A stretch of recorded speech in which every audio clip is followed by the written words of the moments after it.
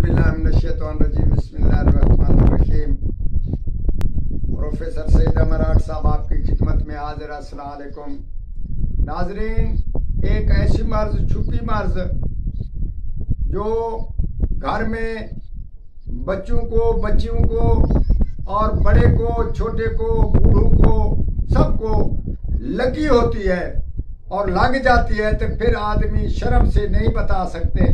इसीलिए ये बहुत ही खराब मर्ज है जिसको बवासीर कहते हैं, खूनी व बादी। दोनों के बारे में हम आज इलाज बता रहे हैं। इंशाअल्लाह ताला ये बहुत 100% कामयाब इलाज और हर आदमी इसको बना सकता है और हर आदमी को बगैर किसी खौफ खतरे से ये दवा इस्तेमाल करें। इंशाअल्लाह ताला 14 दिन के अंदर ये निस्तो नाबूद हो जाती है और उम्र भर के लिए फिर नहीं आती। कोशिश करें, इसको अपने घर में तैयार करें और बनाने का तरीका हम बताते हैं। सुम्बुलफार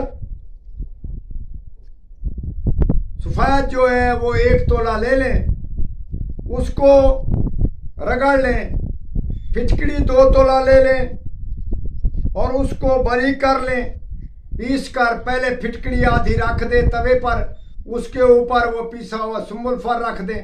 फिर उसके ऊपर फटकड़ी रख कर आप उसके तवे के नीचे आग जला दें। आग नरम आग या बेहतरीन आग जलाते जाएं।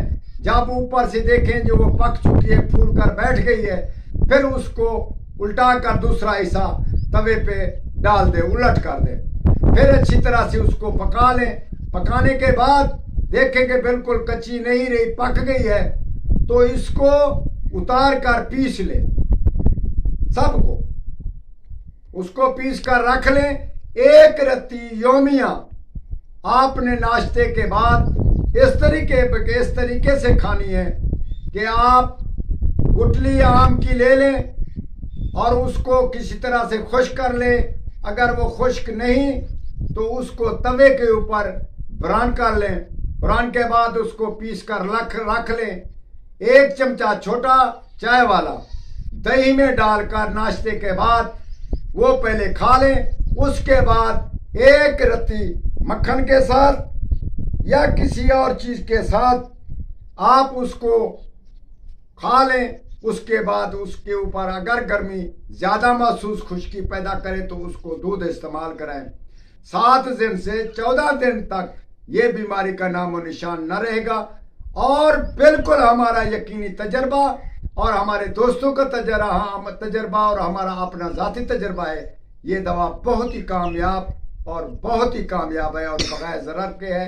आप इसका इस्तेमाल करें, घर में करें, बच्चों को करें, आना अपने जिस घर वाले को करें, अपने आप को करें। इंशाअल्लाह ताला ये बहुत ही बेहतरीन चीज़ है और ये ज़रूर इल्तमास है कि दुआ करें और इस दवा को इस्तेमाल करें। इंशाअल्लाह ताला कामयाबी होगी। अल्लाह ताला इस पे फजल करेगा और हमारे हक में दुआ करें। वस्सलाम।